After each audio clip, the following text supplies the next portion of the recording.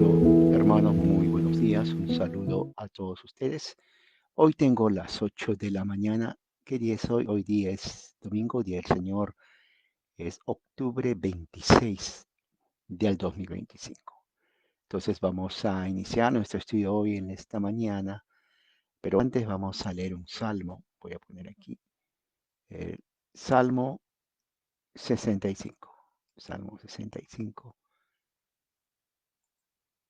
Pues ahí los primeros versículos.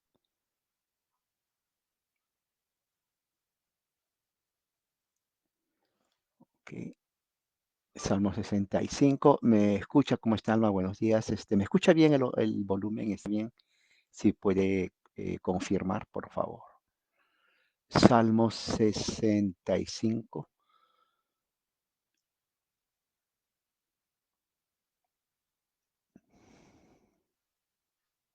Vamos a leer antes de seguir entonces el estudio y luego hacemos una oración. Tengo conmigo aquí la Biblia de las Américas. Buenos días, ¿cómo está, hermano Alejandro? ¿Se escucha bien? Sí, se escucha bien. Perfecto, se escucha perfectamente. Eso, así es. Me está alegrando bastante, ahora sí que el sistema está trabajando. Bien, Salmo 65, vamos a leer, es un salmo de 13 versículos. Eh, Me gusta, hay mucha promesa y vamos a leerlo en el nombre de nuestro Señor Jesucristo. Dice así la palabra de Dios, nuestra hermana María Teresa se une también. Salmo 65 dice así: silencio habrá delante de ti y alabanza en Sión, oh Dios. Estoy leyendo aquí la Biblia de las Américas, la bilingüe que tengo. Oh tú que escuchas la oración, hasta ti viene todo hombre.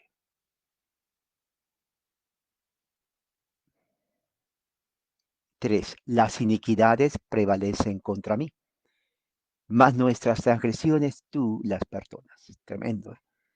O sea, desde aquí ya vemos, ¿no?, la gracia de Dios.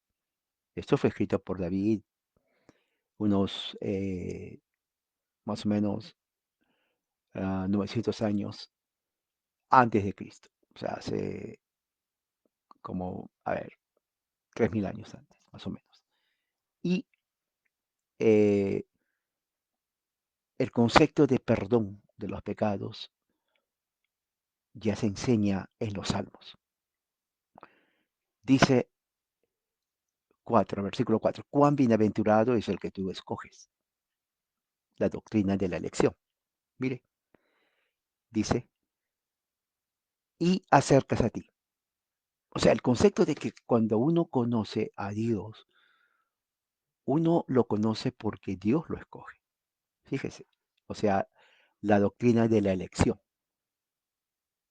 Si bien es cierto, en la historia, en la Biblia y en muchas partes, hay gente que busca a Dios espiritualmente, las culturas, ¿no? Pero lo buscan de una forma incorrecta y creen encontrar a Dios en el sol, por ejemplo, las culturas antiguas. Adoran al sol, adoran al ejército de los cielos, a las estrellas, a la tierra, ¿no? Y ahí sale la frase la madre tierra, lo cual ellos adoraban los antepasados porque la tierra produce fruto. Entonces, si la tierra produce fruto, pues es nuestra mamá, porque nos cuida. Así razonaban ellos, ¿no? Pero aquí dice que eh, en el capítulo 65, bienaventurado es el que tú escoges, para que more en tus atrios, versículo 4. Seremos saciados con el bien de tu casa, tu santo templo. Aquí es diferente. Mientras que los pueblos paganos dicen la madre tierra nos sacia, en el concepto bíblico es Dios que nos sacia. Saciar significa nos satisface plenamente. No solamente nos satisface, pero es plenamente.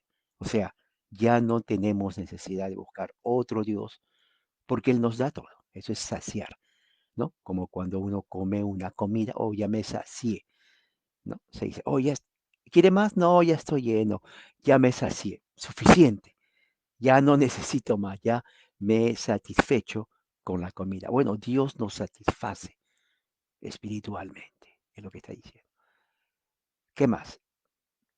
5. Con grandes prodigios nos respondes en justicia. ¿Ves?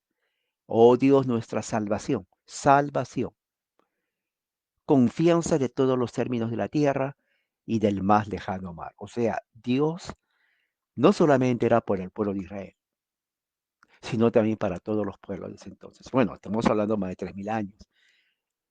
América, Norte, Centro, México y Sudamérica, en ese tiempo habían culturas que ya no existen, hermano. Ya no existen, tal vez ruinas en Sudamérica, en Perú encuentran ruinas muchos siglos antes de los incas, ¿no? Cuando llegaron los españoles ya las culturas que encontraron eran nuevas comparando con las que ya habían desaparecido, ¿no? ¿Cuáles son? Muchas veces se encuentran ruinas, pero no se sabe quiénes son, no se sabe el lenguaje, no se sabe en qué pensaban, su cosmología, pero todas esas culturas súper antiguas, en ese entonces, dice el salmista, grandes son tus prodigios, Dios de nuestra salvación. 6. Tú, el que afirma los montes con su poder, monte, ceñido de potencia. Recuerde que en la antigüedad, y eso se ve hasta ahora, ¿no? Los montes, cuanto más altos eran los montes, las cordilleras, eh, eso representaba poder de Dios. Eso lo vemos en el libro de Éxodo. Cuando Moisés subió al monte Oreb, monte, y estaba truenos, relámpagos, una nube de humo, la tierra temblaba.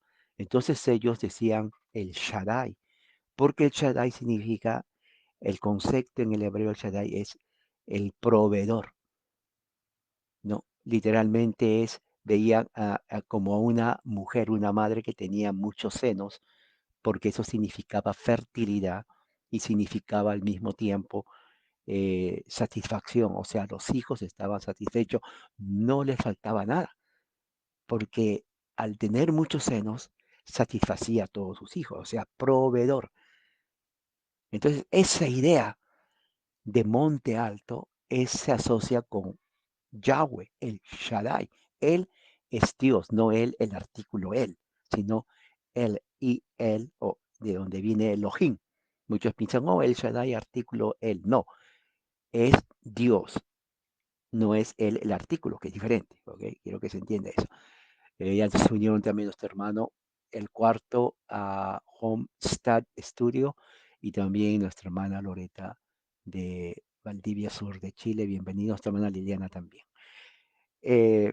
Salmo 65, por si acaso estamos leyendo. 7. El que calma el rugido de los mares y el estruendo de las olas y el tumulto de los pueblos. Si se dan cuenta, el salmista está usando un lenguaje figurativo. La naturaleza, ¿cuál es? Rugido de los mares, estruendo de las olas, tumulto de los pueblos. 8. Por eso los que moran en los confines de la tierra temen sus obras. O sea, el concepto de un Dios ya estaba en todas las culturas. O sea, no hay excusa si haces un estudio, no vas a encontrar una cultura en donde era atea. Pagana, sí, porque creían siempre en un ser eh, superior. Pero no había una cultura atea. O sea, no se va a encontrar, bueno, esta cultura nunca creyó. Creía, ya sea idólatras o no, pero tenían una idea de que hay un ser, ¿no? Superior, ¿no? Muchas culturas en Mesoamérica, el sol, la tierra, el agua también, porque el agua da vida, el agua, el aire mismo. O sea, la naturaleza se convertía en aquella deidad que ellos no podían ver y que no podían controlar. Por eso que cuando había truenos, decían, oh, Dios está enojado, ¿sí? Cuando había relámpagos y retumbaba la tierra, no sé si han visto cuando van a las montañas altas, en las cordilleras, ahí se escucha increíble porque ahí no hay luz, nada, y cuando empieza el trueno, relámpagos y lluvia, es escalofriante, porque el eco de retumbar por aquí en San Bernardino, aquí están las montañas. Y cuando ya estamos entrando ya prácticamente otoño, invierno, oiga, se escucha cuando retumba un eco increíble. Es como una cámara cerrada y alguien tira diríamos, un ruido muy ensordecedor. Se ilumina los cielos. Entonces, para los antiguos eso era Yahweh, eso era Dios, Dios enojado. Dios está airado con su pueblo, tenemos que hacer sacrificios. Así lo entendían ellos. Y dice, por eso dice, ah, tú visitas la tierra y la riegas en abundancia, en gran manera las riquezas. ¿Se dan cuenta? Lluvia. Tú les preparas su grano porque así preparas la tierra. O sea, cuando había lluvia torrencial, ellos no se quejaban. Si se quejaban no era que, oh, llueve mucho, sino Dios está abandonando, nos está dando mucha lluvia, se mueren hasta los ganados. Pero al mismo tiempo está regando la tierra, ¿no? Ellos no tenían manguera para regar. La lluvia del universo, de los cielos, de las nubes, regaba todo el valle. 10. Riega sus surcos abundantemente, allanas sus camellones y ablandas con lluvia, bendices sus renuevos. Ahí está, ahí está. O sea, la agricultura, que antes era 100%, los hombres vivían de la tierra, ahí está, frutos de la tierra, los ganados comían de la tierra, iban a los ríos, pescaban sus peces que comían, ¿cómo se llama? La trucha y otros peces más. Eh, uh, el pasto servía para ganado, para la casa, que hacían sus casas de madera o de piedra. O sea, prácticamente todo eso es la figura que nos está hablando. Dios provee. ¿Y qué más dice? 11. Tú has coronado el año con tus bienes y tus huellas destilan grosura. ¿Qué quiere decir eso? Cuando se pone verde los valles. Ustedes han visto, no sé si han ido a más de 4000 metros de altura a las cordilleras, pero si ustedes van algún día, es tremendo, no es fácil, van a ver un paraíso ahí. En serio. Nada que ver con la ciudad, nada que ver con ruidos. Es pristino. Los lagos, las lagunas, es increíble, ¿no? En las cordilleras de Sudamérica existe eso cantidad, pero son alturas, usted tiene que caminar arriba, ¿no? Ahí va a ver todo verde. ¿Cómo es verde? Por la lluvia. Eso lo entienden ellos, que Dios destila los pastos del desierto y los collados se ciñen de alegría. Las praderas se visten de rebaños, fíjese, ovejas, cantidad de ovejas, carneros, vacas, toros, llamas, vicuñas, alpacas, absolutamente la, la fauna reproduce y son felices. ¿Usted ha visto a las ovejas cuando ven el valle verde? Oiga, son felices, se les ve en la cara. Sí, están felices todos los animales, los caballos, las vacas, los terneros, las ovejas, todo animal que vive en los valles, en las alturas, felices porque tienen comida, ¿no?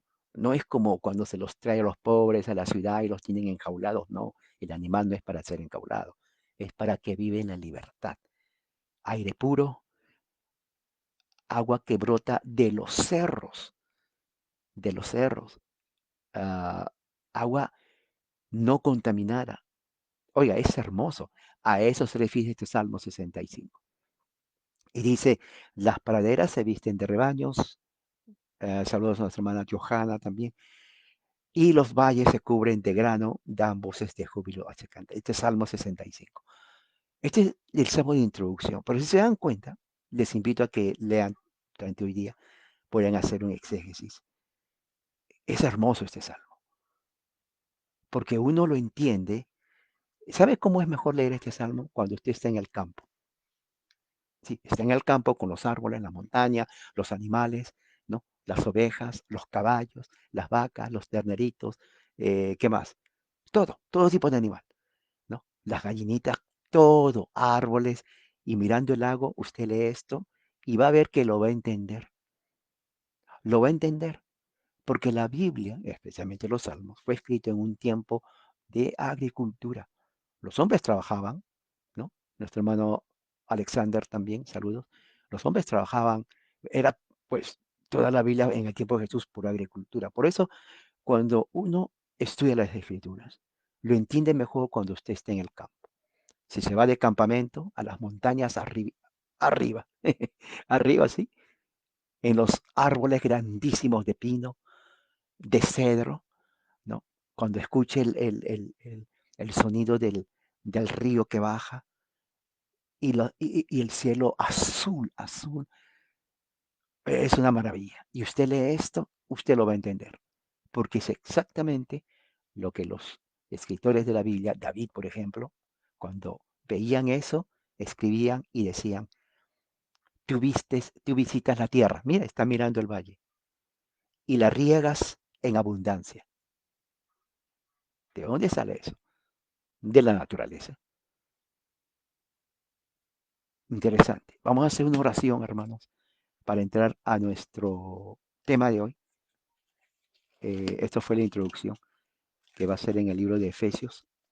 Pero vamos a hacer una oración antes de seguir hoy día. Oremos, Padre, gracias en esta mañana que venimos a ti con mucha fe, que nuestra mente y cuerpo esté preparado para escuchar tu palabra y aprendamos tus verdades, así como David, como los profetas de la antigüedad lo entendieron. Te pido en el nombre de nuestro Señor Jesucristo. Amén. Abramos la Biblia en Efesios capítulo 1, versículo 15. ¿No? Efesios 1 del 15 al 23 me parece que sí. Pero por Efesios 1, 15, 23.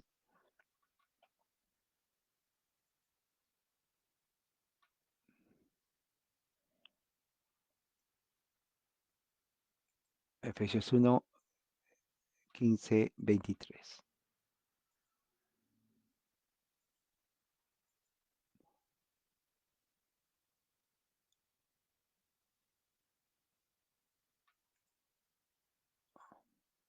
Entonces vamos a leer.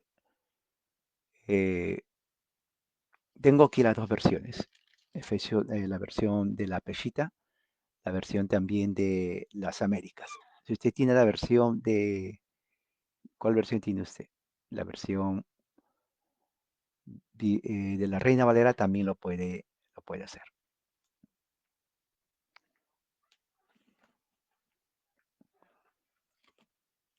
Ok, voy a leer la versión de las Américas. A partir del versículo 15 en adelante. Dice así la palabra de Dios. Por esta razón también yo, está hablando Pablo, habiendo oído de la fe en el Señor Jesús que hay entre ustedes y de vuestro amor por todos los santos. Mire, está hablando Pablo, esta carta la escribe Pablo. 16. Yo no ceso de dar gracias por ustedes, haciendo mención de vosotros en mis oraciones. Ahora se dan cuenta el concepto de acción de gracias, ¿no? El concepto de acción de gracias siempre ha estado en las escrituras. Ya viene el mes de noviembre, ya falta prácticamente unos días más. eh, y ahí es donde aquí se celebra Acción de Gracias, pero Acción de Gracias no está limitado solamente a una nación, sino a muchas partes, en todas la iglesia en todas partes también, o sea, no tiene que estar aquí.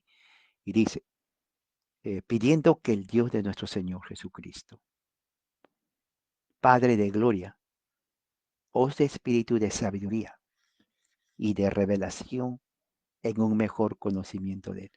Tremendo. Cuando alguien dice, por ejemplo, oh, yo quiero conocer la voluntad de Dios, escuche bien esto. Versículo 17.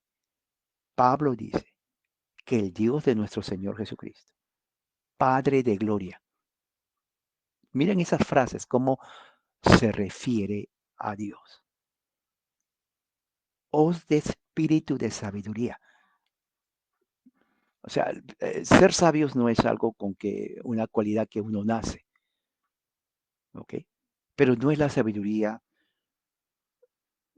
del mundo, es espiritual. Por eso siempre digo, nosotros nos movemos en dos esferas, humana y espiritual. Eso es así. O sea, es imposible una vida cristiana sin el aspecto espiritual, porque la fe, como dice Pablo, vivimos por fe, no por vista. Eso nunca se olvide. Y dice, revelación de un mejor conocimiento. Mi oración, dice Pablo, es que los ojos de vuestro corazón sean iluminados.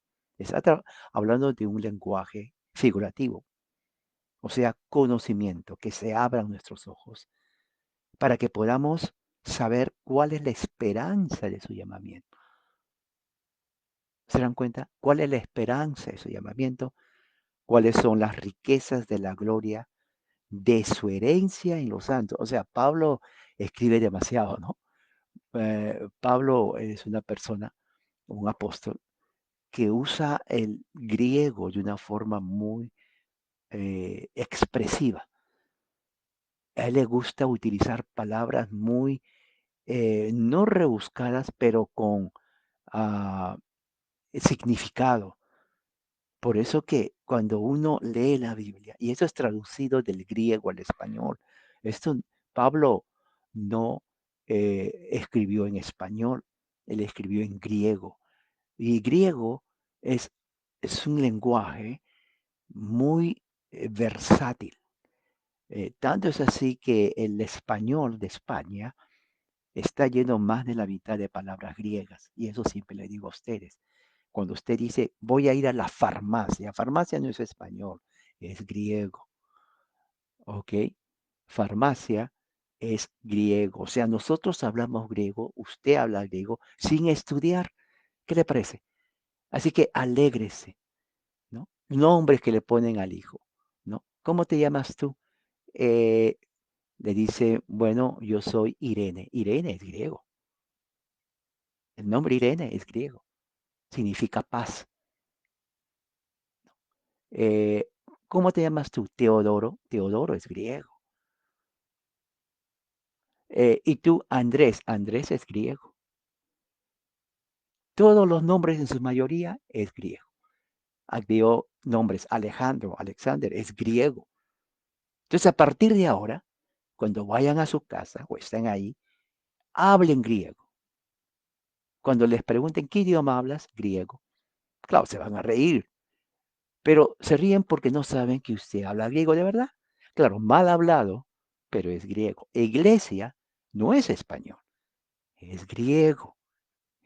La palabra es eclesía, pero al pronunciar mal le decían eclesia. Eclesia, iglesia, iglesia, iglesia. ¿Se dan cuenta? Pero así es. Bueno, otro día vamos a hablar sobre la evolución del lenguaje. Entonces, aquí, por ejemplo, en Efesios 15. ¿Y qué dice la peshita en el versículo 15?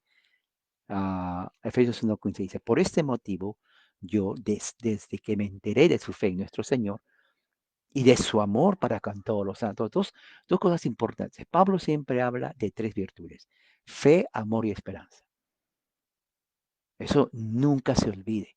Para entender la Biblia, cuando alguien le diga, ¿cuál es la teología de Pablo? Tres, fe, amor y esperanza. Fe en nuestro Señor Jesucristo. Amor con todos los santos y esperanza en las promesas del Señor Jesucristo. Y aquí lo dice. Mire, 15 habla de fe en nuestro Señor Jesucristo. Luego habla de amor entre ustedes. Y luego, más adelante, en el 18 dice, mi oración es que los ojos de vuestro corazón sean iluminados, o sea, nuestro entendimiento. Los corazones no tienen ojos, por eso se habla, por eso de ahí sabemos que cuando Pablo escribe su carta utiliza mucho simbolismo, mucha metáfora. Usted no veía al doctor y le va a decir, doctor, mi corazón está ciego. ¿Cómo? Sí, sí. En mi corazón ya no mira, póngale unos lentes, ¿no? Cuando Pablo dice los ojos de vuestro corazón, no está diciendo que el corazón tiene ojos, sino está hablando de nuestro entendimiento cognitivo espiritual. ¿Se dan cuenta cómo Pablo utiliza ese lenguaje hasta poético? Dice, para que sepan cuál es la esperanza, tercera virtud, de su llamamiento, los cuales son las riquezas de la gloria de la herencia de los santos. O sea, ¿herencias de qué? Bueno, recuerde que en Génesis, Pablo, perdón, Dios le hace una promesa a Abraham. Génesis 12, 15, 17. Y le dice en Génesis, me parece que es 17, ¿no? Génesis 17, vamos a hacer un recuento. Dice, voy a establecer mi pacto entre tú y yo, y en gran manera te voy a multiplicar. Ese es un pacto. Dios establece, un pacto no se rompe, es como cuando usted compra una casa y firma los papeles. Ese papel es un pacto. Claro, no lo dicen pacto, lo dicen, creo que vamos a hacer ¿cómo lo dicen? Un contrato, algo así. Pero es como un pacto, porque si usted no paga, le quitan la casa o algo, o el carro. Bueno, en un pacto que hizo Dios, eso es un pacto sempiterno. Y dice así, eh, 5, y tu nombre ya no será llamado Abraham, sino será llamado Abraham, porque la H cambia el nombre Abraham. El en inglés es la HJ, Abraham, Abraham. En español la H es muda, Abraham. Así que, claro, los dos son válidos de acuerdo al contexto. Eh, Abraham, inglés, es constituido padre de muchas naciones. O sea, no solamente de los judíos. Fíjese, ya en Génesis 17 nos dice que Yahweh es el Dios universal. Dice, te haré fecundo, te multiplicaré, te daré las naciones y de tus lomos saldrán reyes. Por eso que más adelante se ríe Sara, ¿no? Y Abraham, porque dice, yo creo que el Señor se equivocó porque pues, ya estamos a la avanzada, ya no tenemos fuerza viril para hacer esto. Y nosotros pues ya pasó la etapa. Y claro, humanamente hablando, eso es interesante ese detalle, porque después Dios como que le regaña a Sara, ¿no? Y dice, ella se rió, ¿no? Y también Abraham le dice, y Abraham pensaba que era, sí me vas a dar, pero por mi esclavo. Dice, no, no, no, no va a ser por tu esclavo, va a ser de ti mismo. Y seguramente decían, pero ¿cómo? ¿No? Pero ese es otro. Gracias por la ofrenda, Johanna, gracias. Muy bien. Dice, mi pacto estableceré, 7, entre tú y yo, entre tu simiente, mire, después de ti, por sus generaciones. Ahora, nosotros somos la generación de, eh, de esa generación que habla Efesios capítulo 1, no, versículo, ¿dónde está? Aquí está, 18, de la herencia de él para los santos. Nosotros somos eso. Nosotros somos herederos de esa promesa que Dios le hizo a Abraham en Génesis 17:8. Somos herederos. Ahora se dan cuenta cómo cuando Pablo escribe, él está escribiendo teniendo una mentalidad pactual. O sea, todo el cristianismo es pactual. O sea, cuando uno cree en Cristo, o hace la profesión, yo creo en Cristo, está entrando a un pacto, pero no un pacto como hacen ciertas sectas, no, vamos a hacer un pacto, no, es el pacto que Dios hizo con Abraham. Y uno entra a ese pacto por fe en Jesucristo. Recuerde, al entrar a ese pacto con fe en Jesucristo, uno pasa a ser, como dice Pablo, hijo de Abraham. Cuando uno es hijo de Abraham, entonces la herencia o la promesa que Dios le dio a Abraham es para los hijos de él. Bueno, si yo son, y usted y yo somos hijos de él, pues tenemos una herencia. ¿Se dan cuenta? Por fe en Jesucristo. Eso Pablo lo tiene en mente en todas sus cartas. Pablo dice que escribió más de 13 cartas. Una de ellas es tercera de Corintios. porque Pablo escribió primera, segunda de Corintios, ahora hay una tercera carta que se perdió. Muchos creen que todavía lo tienen en algún lugar. Son especulaciones, pero ya sea que lo tengan o no, eh, en todas las cartas que Pablo escribe, él escribe bajo una cosmovisión pactual hebrea. Cuando ustedes lean la carta de Pablo y vean herencia, es Génesis 17. En serio, porque ¿cuál herencia va a ser? La herencia de los santos, sí, pero ¿cuál? La que Dios hizo con Abraham en Génesis 17. Entonces, ya les dejo otra tarea.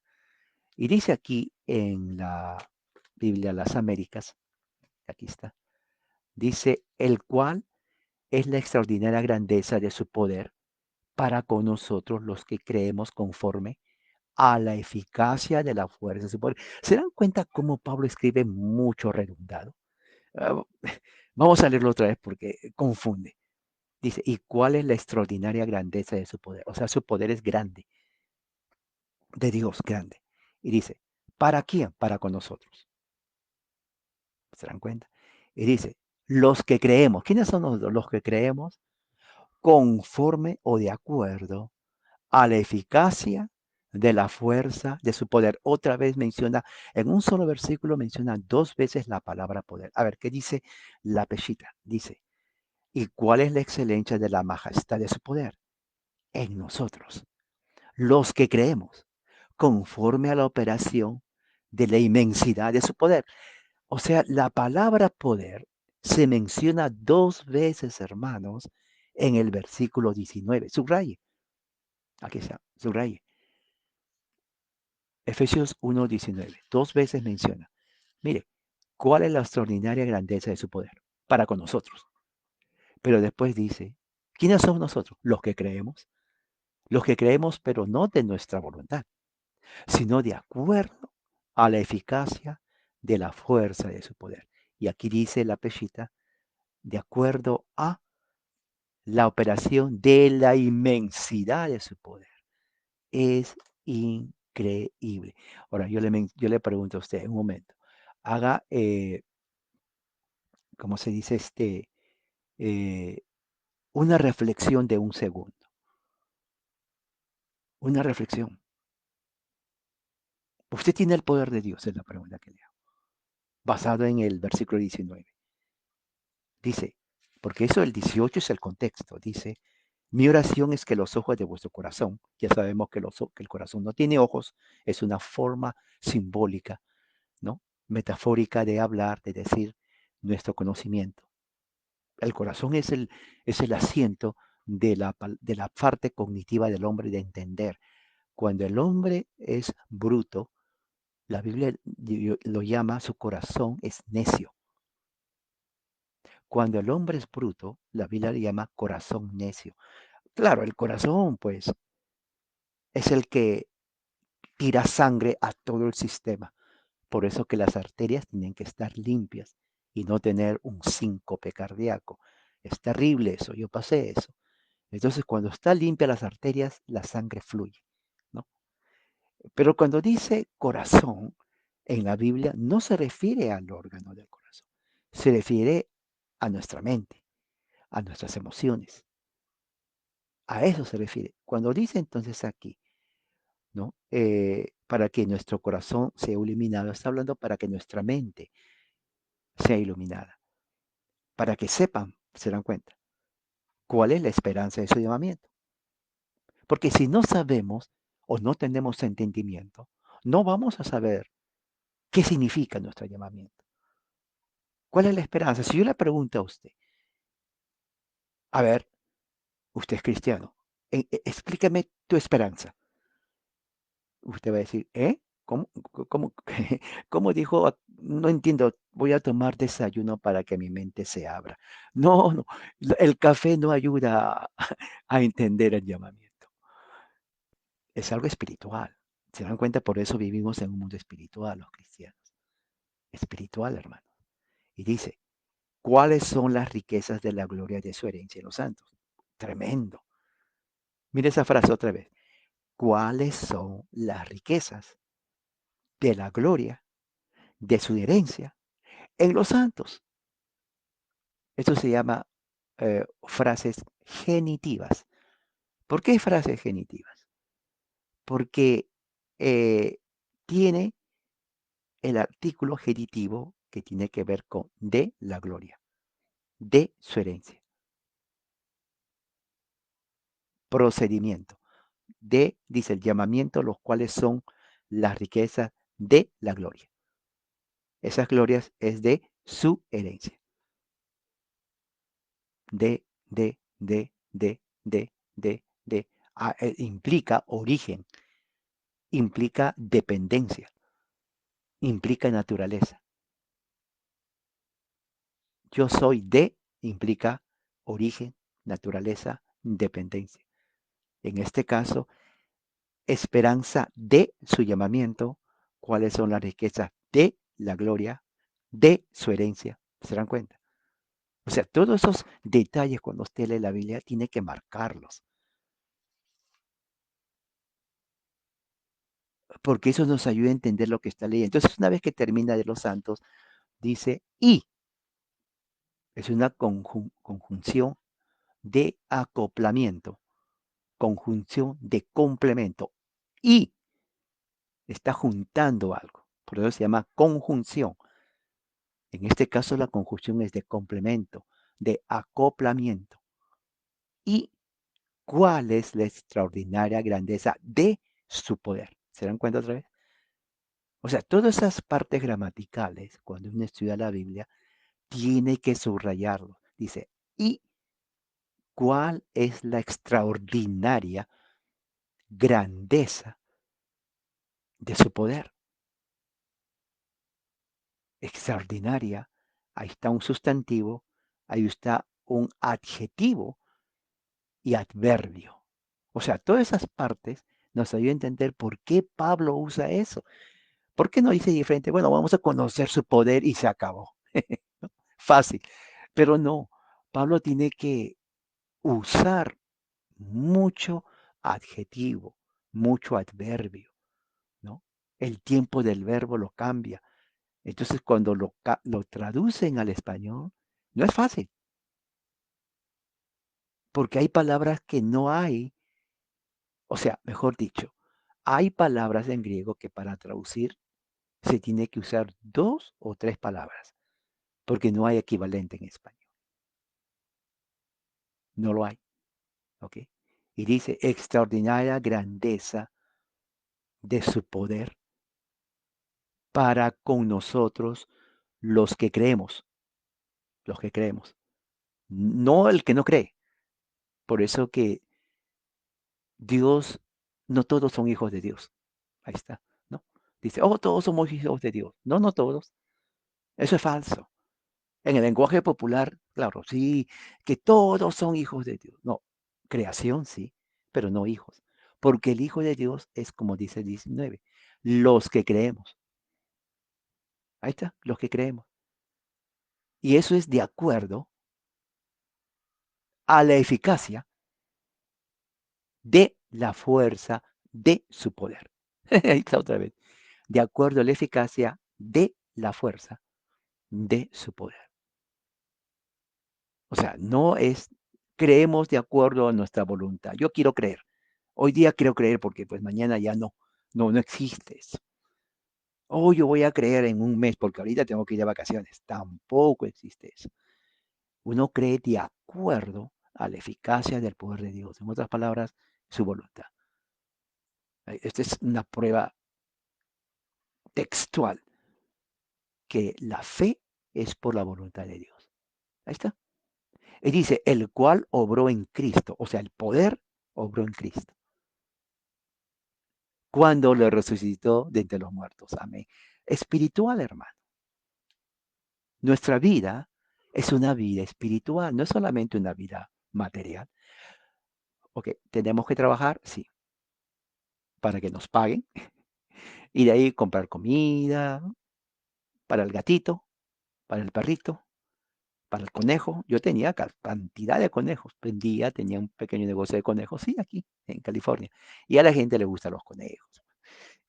Tenía un conejo tan grande que cuando venía el gato a comerse a sus crías, de veras, el conejo se peleaba con el gato y yo escuchaba de noche, "Miau", así, ¿qué pasa? Entonces prendo la luz, no, el conejo le estaba que le daba, le sacaba como quien dice la mugre al gato, de veras. Nunca vi un conejo, pero valiente, ¿no? Y hasta a mí me daba miedo porque se va a saltar y, oiga, el conejo cuando muerde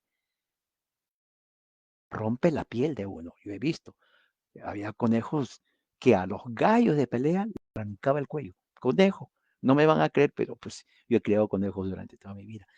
Grandote. Entonces cuando el gato venía y le miraba a ese conejo, ¡ay! El gato se iba corriendo. Ya le tenía, en serio. Bueno, es una, ah, eh, un pequeño. Pero lo que quiero decir es que aparte de nuestra vida terrenal, hay una vida espiritual. El poder que tenemos nosotros es el mismo poder que él levantó. Ahí lo dice, leamos, para que no digan que es mentira. Dice el 20, que le resucitó de entre los muertos y le sentó a su diestra en lugares celestiales.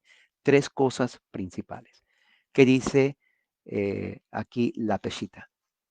Dice, el cual, 20, ejerció en el Cristo. Ejercer es obrar, de la palabra griega ergo, de ahí viene eh, ergonómico, ¿no? Que es un trabajo, trabajar. Eh, ¿Cuál es? 20, ejerció, resucitándolo de entre muertos, el poder. Y dice así, y haciéndolo sentar a su diestra en el cielo. O sea, el poder de Dios resucitó a Cristo. Ese poder es el poder que a nosotros nos ha dado para traernos a la salvación. Reflexione un segundo en eso. Cierre sus ojos, reflexione. ¿Cómo es posible que el poder que resucitó a Cristo de los muertos, el mismo poder, ¿no? Que nos hizo llamar a,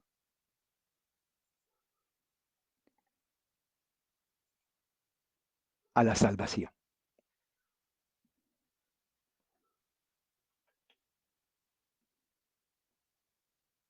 ¿No? Y dice, sobre todos los principados, autoridades, potestades, señorío sobre todo nombre que se nombra no solamente en esta edad, sino también en la venida. La supremacía de Cristo está visto aquí, hermano. No, esto se llama la supremacía de Cristo.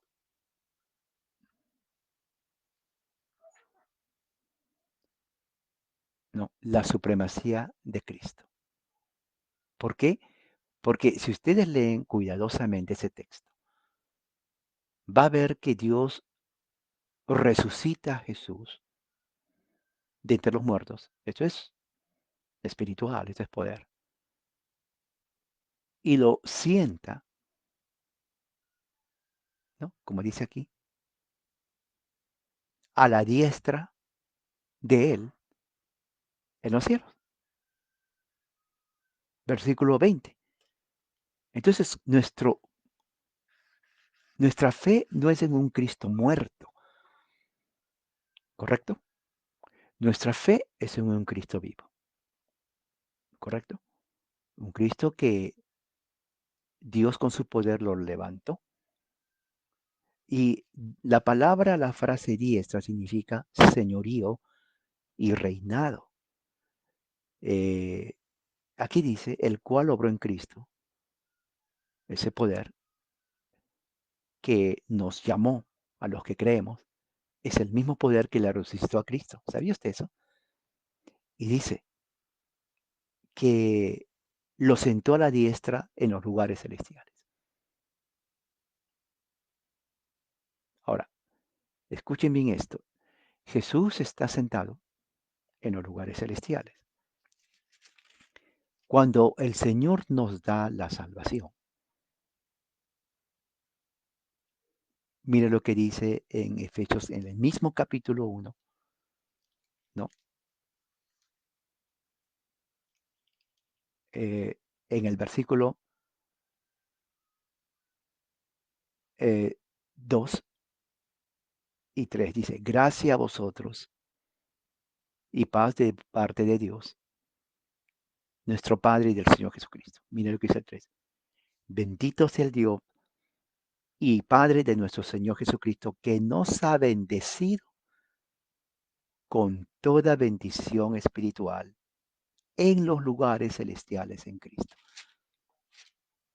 O sea, de acuerdo a Efesios 1, 3 y 1:20, nosotros estamos en el mismo lugar con Cristo, porque Él está sentado a la diestra en los lugares celestiales y Él nos ha bendecido con Él en lugares celestiales. Fíjese, ahí mismo nos dice. Entonces, por eso, la fe del cristiano es espiritual. Nosotros nos movemos en un ambiente material, terrenal. Trabajamos, comemos, nos cansamos, dormimos, nos levantamos, pasamos peripecias. Pero hay otro aspecto espiritual que el no creyente tiene. Es que somos llamados por el poder de Dios y estamos bendecidos en los lugares celestiales porque Cristo está sentado ahí y aquí lo dice. Eh, ¿Me dejo entender? ¿O Pablo se deja entender? Tratando de, vamos a ver cómo se puede entender eso también. Ahí les digo en este momento. A ver, ¿dónde está esto? Eh,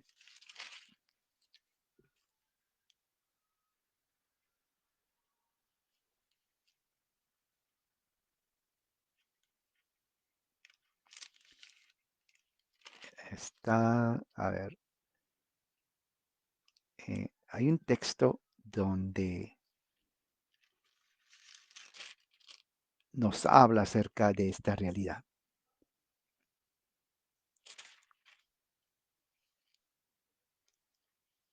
Dice Colosenses 1:13, mire, porque Él nos libró del dominio de las tinieblas y mire, nos trasladó al reino de su Hijo amado. O sea, para Pablo, cuando dice que Él nos bendijo con bendición espiritual, porque Cristo está ahí mismo, a los colosenses les dice que Él nos trasladó al reino de su amado Hijo.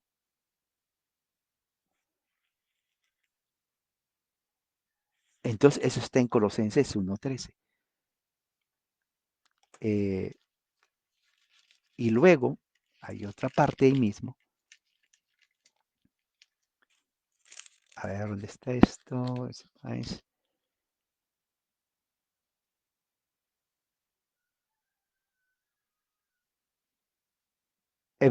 Colosenses 2:13 dice, en quien están escondidos todos los tesoros de la sabiduría y del conocimiento. ¿Se dan cuenta?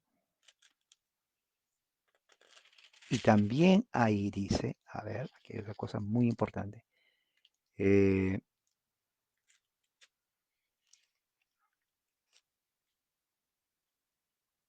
y aquí está, esto es lo que quería llegar, ya lo encontré. Colosenses 3, versículo 3 dice, porque habéis muerto y vuestra vida está escondida con Cristo en Dios. Todo esto lo voy a poner y lo voy a compartir con ustedes. Hay una canción antigua, bueno, no tan antigua, de los 90, que se hizo muy famoso aquí en California, con el cantante Oscar Medina. Yo lo conocí cuando vino acá en los 90 por ahí. Se llama Mi vida está escondida en Dios. No sé si la escucharon, lo voy a poner después. Va como, mi vida está escondida en Dios, mi vida está escondida en Él, mi vida está escondida en Cristo, algo así va. Pero esa es la melodía. Se llama Mi vida está escondida en Cristo, donde Él nos dice que Él se inspiró en Colosenses capítulo 3, eh, versículo 3. Entonces, con esto ya vamos a terminar. vemos de que Efesios, volviendo a Efesios capítulo 1, nos dice que nuestra posición en Cristo es espiritual. Por eso que como humanos vamos a pasar todo tipo de enfermedad. No hay ningún cristiano que no se enferme, ¿ok? El que le dice eso es un mentiroso. Nos enfermamos, eh, tenemos problemas a veces en el trabajo, no hay trabajo, o no es el trabajo que queremos, o no nos pagan como tenía que pagarnos, eh, tenemos responsabilidades financieras, eh, siempre hay algo, o sea, no hay alguien que diga, pues yo no tengo nada, soy feliz toda la vida. Terrenalmente hay, porque así es, la vida no es perfecta, o sea, tenemos que acostumbrarnos a que las cosas sean imperfectas, es la verdad, si no nos vamos a frustrar. Pero en el aspecto espiritual, de acuerdo a lo que dice la Biblia, estamos con Cristo, ¿ok? Estamos con Él, ya la promesa está ahí, nuestra vida está escondida en Él, nosotros estamos en Cristo, como dice también en Colosenses, en Gálatas. Mira cómo van las cosas. Y aquí en Efesios, Cristo fue resucitado a la diestra del Padre. Y en Efesios 1:3 dice, somos bendecidos en el mismo lugar donde Cristo, ¿no?, está sentado a la diestra de Dios. Por eso dice en Colosenses 3:3, mi vida, nuestra vida está escondida en Cristo, ¿no? Escuchen esa canción, muy, muy interesante, ¿ok? Porque habla de una verdad espiritual. Vivimos en un mundo espiritual, ¿ok? Cristo fue resucitado físicamente por el poder espiritual de Dios. Es un poder increíble. Dice, ¿qué dice? Por el, eh, ¿dónde está esto? Ya, aquí está. Lo perdí al buscar, me quedé en Gálatas, pero aquí está, lo encuentro inmediatamente. Ok, a ver, aquí está, Efesios. Muy bien. Dice mi oración en el versículo 19, ¿cuál es la extraordinaria grandeza de su poder para con nosotros los que creemos conforme a la eficacia de la fuerza de su poder? ¿Creemos? Sí, pero creemos de acuerdo a la eficacia de su poder. Ahí está. Pueden subrayar, hermano. Creemos conforme a la eficacia de su poder. No es el poder de uno, porque uno sí puede creer, pero no es eh, la creencia humana, es el poder de Dios, porque es la gracia de Dios. ¿Ok? Y todo sometió, versículo 22, a Él. Por eso puse la supremacía de Cristo.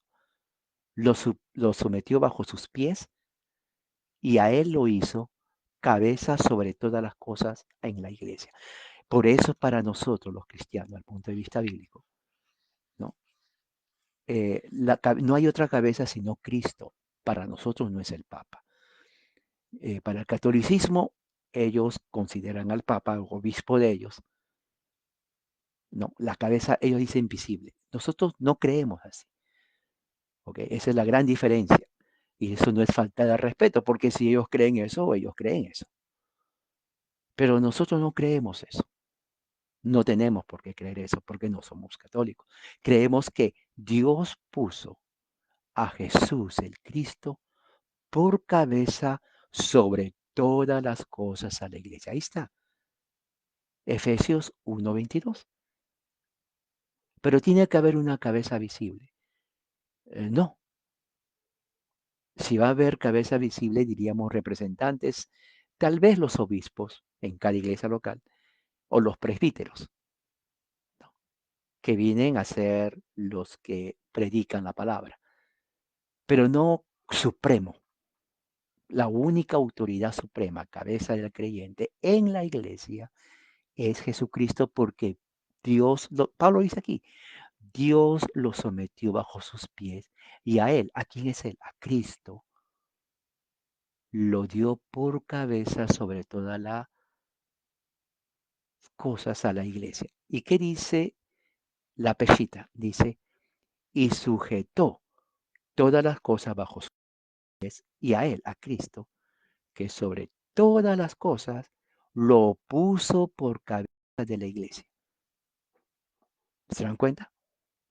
Y dice, ¿cuál es su cuerpo? Es su plenitud de aquel que todo lo llena en todo. Esa es la supremacía de Cristo, hermano. Ese es un gran amén, porque no hay otra, o sea, sí, los ministros, ¿no? Obispos, ellos tienen eh, autoridad en el sentido de maestría o eh, enseñanza, pero no son supremos, porque ellos también se someten a la autoridad de Cristo. O sea, la autoridad universal en la iglesia es la cabeza que es Cristo. Ahí lo dice. Porque Dios lo resucitó de entre los muertos con su poder. Lo sentó a la diestra, que es reinado. Fíjese. Y el 21 lo puso como rey sobre todo principado, autoridad, potestad, señorío, sobre todo nombre que se nombra, no solamente en esta edad, sino también en la venidera. ¿Eso qué quiere decir? Que los poderes temporales, los gobernantes, no gobiernan por ellos mismos, gobiernan por el poder de Dios. Se acabó. No hay otra, hermano. Y aquel que quiere gobernar porque es socialista, marxista, ateo, o porque según él esta es la forma, eso no está haciendo la voluntad de Dios. Tiene que reconocer que su autoridad viene de Dios y no se convierte en un tirano. Eh, por eso dice, en todo lugar donde se nombra el nombre de Cristo. ¿Ok? Hay mucho que podemos nosotros desarrollar acá. Vamos a hacer una oración también, dando gracias a Dios por todo lo que hemos estudiado y más adelante voy a compartir los textos porque es interesante lo que Pablo nos enseña en el libro de los Efesios en esta parte. Y esta parte generalmente a veces no se lee, no se estudia, pero hay mucho, mucho que estudiar. Vamos a orar. Padre, gracias por tu amor y tu misericordia. Que tu palabra sea verdad hoy y siempre. Y que ayúdanos, Señor, a entender las riquezas de la majestad, de la gloria de tu poder que opera en nosotros, el poder que también operó en Cristo resucitándolo de los muertos y sentándole a la diestra en los lugares celestiales. Nuestra vida está escondida en Dios, en Cristo, Padre. Así creemos, Padre, en el nombre de Jesús. Amén. Bien, hermanos, que la gracia del Señor sea con todos ustedes. Hagan un espacio hoy, día del Señor. Estudien el Salmo que leí, creo que es 65. Estudien este texto, Efesios capítulo 1, de 15 en adelante. Compárenlo con Efesios capítulo 1, 3. Estudien Colosenses 3:3.